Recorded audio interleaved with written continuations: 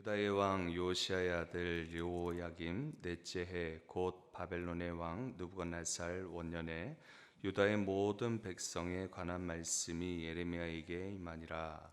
선지자 예레미야가 유다의 모든 백성과 예루살렘의 모든 주민에게 말하여 이르되, 유다의 왕 아몬의 아들 요시야 왕 13째 해부터 오늘까지 23년 동안 여호와의 말씀이 내게 임하기로, 내가 너희에게 꾸준히 일렀으나 너희가 순종하지 아니하였느니라. 그러므로 여호와께서 그의 모든 종 선지자를 너희에게 끊임없이 보내셨으나 너희가 순종하지 아니하였으며 귀를 기울여 듣지도 아니하였도다. 그가 이르시기를, 너희는 각자의 악한 길과 악행을 버리고 돌아오라. 그리하면 나 여호와가 너희와 너희 조상들에게 영원부터 영원까지 준 그 땅에 살리라. 너희는 다른 신을 따라다니며 섬기거나 경배하지 말며 너희 손으로 만든 것으로서 나의 노여움을 일으키지 말라. 그리하면 내가 너희를 해하지 아니하리라 하였으나 너희가 내 말을 순종하지 아니하고 너희 손으로 만든 것으로서 나의 노여움을 일으켜 스스로 해하였느니라. 여호와의 말씀이니라. 그러므로 만군의 여호와께서 이와 같이 말씀하시니라. 너희가 내 말을 듣지 아니하였느니라. 보라, 내가 북쪽 모든 종족과 내 종 바벨론의 왕 느부갓네살을 불렀다가 이 땅과 그 주민과 사방 모든 나라를 쳐서 진멸하여 그들을 놀램과 비웃음거리가 되게 하며 땅으로 영원한 폐허가 되게 할 것이라. 여호와의 말씀이니라. 내가 그들 중에서 기뻐하는 소리와 즐거워하는 소리와 신랑의 소리와 신부의 소리와 맷돌 소리와 등불빛이 끊어지게 하리니 이 모든 땅이 폐허가 되어 놀랄 일이 될 것이며, 이 민족들은 70년 동안 바벨론의 왕을 섬기리라. 여호와의 말씀이니라. 70년이 끝나면 내가 바벨론의 왕과 그의 나라와 갈대아인의 땅을 그 제약으로 말미암아 벌하여 영원히 폐허가 되게 하되, 내가 그 땅을 향하여 선언한 바 곧 예레미야가 모든 민족을 향하여 예언하고 이 책에 기록한 나의 모든 말을 그 땅에 임하게 하리라. 그리하여 여러 민족과 큰 왕들이 그들로 자기들을 섬기게 할 것이나 나는 그들의 행위와 그들의 손이 행한 대로 갚으리라. 이스라엘의 하나님 여호와께서 이같이 내게 이르시되, 너는 내 손에서 이 진노의 술잔을 받아가지고 내가 너를 보내는 바 그 모든 나라로 하여금 마시게 하라. 그들이 마시고 비틀거리며 미친 듯이 행동하리니 이는 내가 그들 중에 칼을 보냈기 때문이니라 하시기로, 내가 여호와의 손에서 그 잔을 받아서 여호와께서 나를 보내신 바 그 모든 나라로 마시게 하되, 예루살렘과 유다 성읍들과 그 왕들과 그 고관들로 마시게 하였더니 그들이 멸망과 놀램과 비웃음과 저주를 당함이 오늘과 같으니라. 또 애굽의 왕 바로와 그의 신하들과 그의 고관들과 그의 모든 백성과 모든 섞여 사는 민족들과 우수 땅의 모든 왕과 블레셋 사람의 땅 모든 왕과 아스글론과 가사와 에그론과 아스돗의 나머지 사람들과 에돔과 모압과 암몬 자손과 두로의 모든 왕과 시돈의 모든 왕과 바다 건너쪽 섬의 왕들과 드단과 데마와 부스와 살적을 깎은 모든 자와 아라비아의 모든 왕과 광야에서 섞여 사는 민족들의 모든 왕과 시므리의 모든 왕과 엘람의 모든 왕과 메대의 모든 왕과 북쪽 원근의 모든 왕과 지면에 있는 세상의 모든 나라로 마시게 하니라. 세삭 왕은 그 후에 마시리라. 너는 그들에게 이르기를, 만군의 여호와 이스라엘의 하나님의 말씀에 너희는 내가 너희 가운데 보내는 칼 앞에서 마시며 취하여 토하고 엎드러져 다시는 일어나지 말아라 하셨느니라. 그들이 만일 내 손에서 잔을 받아 마시기를 거절하거든 너는 그들에게 이르기를 만군의 여호와께서 말씀하시기를 너희가 반드시 마셔야 하리라. 보라, 내가 내 이름으로 일컬음을 받는 성에서부터 재앙 내리기를 시작하였은즉 너희가 어찌 능히 형벌을 면할 수 있느냐?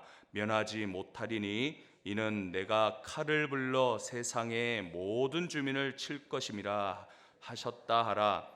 만군의 여호와의 말씀이니라. 그러므로 너는 그들에게 이 모든 말로 예언하여 이르기를 여호와께서 높은 데서 포효하시고 그의 거룩한 초소에서 소리를 내시며 그의 초장을 향하여 크게 부르시고 세상 모든 주민에 대하여 포도 밟는 자같이 흥겹게 노래하시리라. 요란한 소리가 땅끝까지 이름은 여호와께서 뭇 민족과 다투시며 모든 육체를 심판하시며 악인을 칼에 내어 주셨음이라. 여호와의 말씀이니라.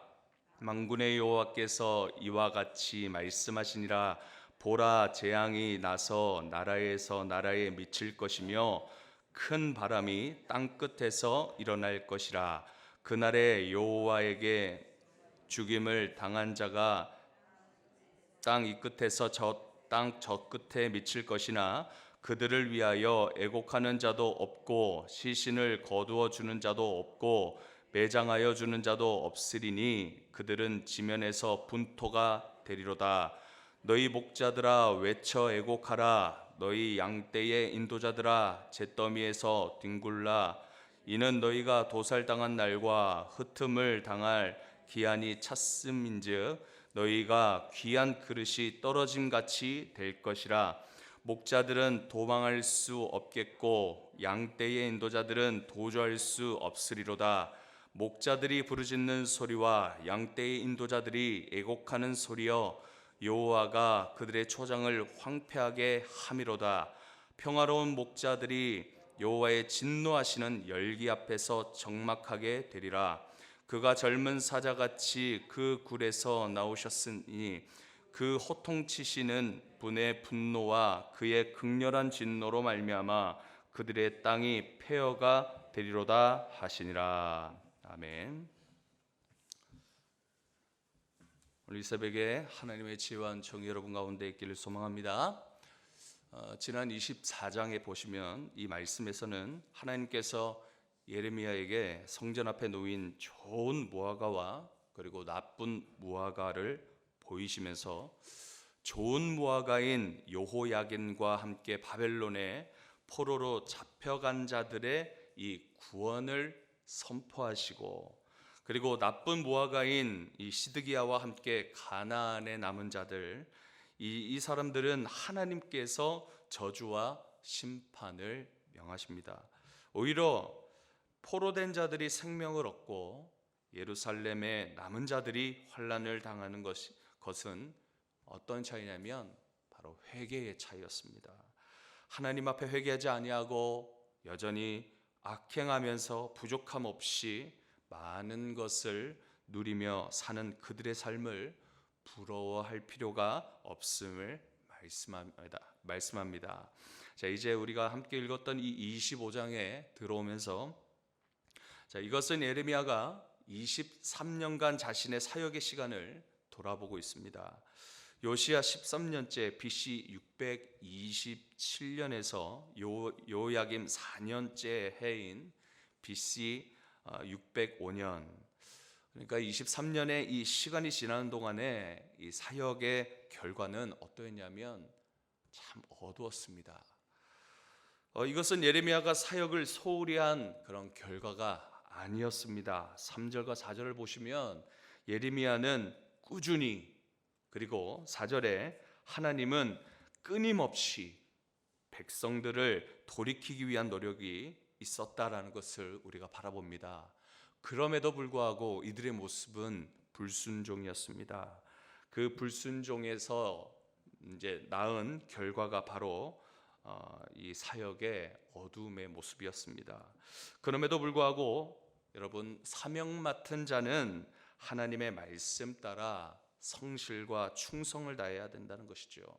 우리에게 맡겨진 사명이 힘들고 우리의 삶을 오히려 이 사명이 불편하게 하고 사역의 결과에 따라서 그것이 즐거움이 될 수도 있고 아니면 낙담이 될 수도 있지만 그것과 상관없이 하나님께서 맡기신 것은 끊임없이 우리는 감당해야 됩니다. 하나님의 명령 따라 순종해야 된다는 것입니다. 하나님은 인자와 사랑이 영원하셔서 그럼에도 그들에게 죄악에서 돌이키길 원하셨습니다. 그래서 그들에게 수많은 기회를 주셨음에도 불구하고 그들은 끝까지 불순종하고 있습니다. 7절에 예레미야는 하나님의 마음을 말하고 있습니다. 7절 보시면 너희가 내 말을 순종하지 아니하고 너희 손으로 만든 것으로서 나의 노여움을 일으켜 스스로 해하였느니라 여호와의 말씀이니라 라고 그렇게 하나님의 마음을 말하고 있습니다. 그 결과 하나님께서 보내신 종들 선지자들의 말들을 듣지 않음으로 인해서 이 유다를 하나님께서 어떻게 하십니까? 하나님의 심판의 도구로, 심판의 종으로 바벨론 왕 느부갓네살에게 멸절당하게 되어집니다. 그들에게 70년간 포로 생활을 선포하셨습니다. 자기 맘대로의 이 우상 숭배가 즉 어떤 결과가 나왔습니까? 바벨론의 마음대로의 통치를 받게 되었던 것입니다. 그뿐 아닙니다. 하나님께서는 유다의 심판의 도구로 사용하신 이 바벨론도 이 유다를 다스리는 70년 이후에 이 바벨론을 향해서도 심판하시겠다, 망하게 될 것임을 그렇게 말씀합니다. 이것을 보면 이 세상의 힘도 영원하지 못하다라는 것을 우리는 알게 됩니다. 세상이 잘 되는 것 같이 보이죠.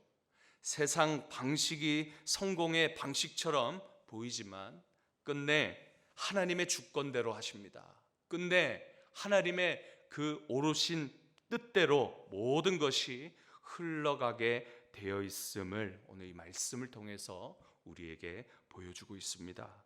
우리는 하나님의 말씀 따라 살아가는 성도들입니다. 말씀의 방식대로 하나님께서 기뻐하시도록 하나님 앞에 결정하면서 우리는 살아가야 하는 그런 백성들입니다. 하나님의 뜻에 맡기는 것이 가장 빠른 길이요, 정직하게 하나님 앞에 모든 일을 하는 것이 바로 우리가 마땅히 성도로서 해야 할 것입니다. 그것을 우리 주님께서 원하시고 계십니다. 15절에서 29절에서는 세 가지 심판에 대해서 말씀하고 있습니다. 첫 번째는요, 불순종한 예루살렘과 유다의 심판을 이야기하고 있습니다. 이들은 하나님의 택한 백성들입니다. 이들이 가장 먼저 심판을 받고 있음을 우리가 여기서 보고 있습니다. 이는 하나님의 택하심을 받은 백성이 하나님의 말씀을 받지 않았음에 대한 당연한 결과인 것입니다. 하나님의 택한 자들 중에 누가 가장 하나님의 말씀을 잘 아는 자들입니까? 지도자들이죠. 하나님의 말씀을 그대로 듣고 전해야 하는 자들입니다. 하나님의 뜻을 누구보다도 잘 알고 행하여야 하는 자들입니다. 하나님께서 저와 성도님들에게 맡기신 사명은 그만한 책임이 따른다라는 것입니다. 두 번째 심판은 모든 이방 나라의 심판입니다.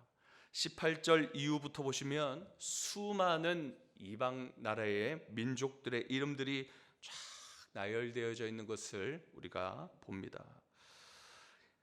이 나라들은요, 모두 다가 하나님의 택한 백성들의 나라인 이 유다를 끊임없이 넘보았던 민족들이었음을 우리가 보아 알 수 있습니다.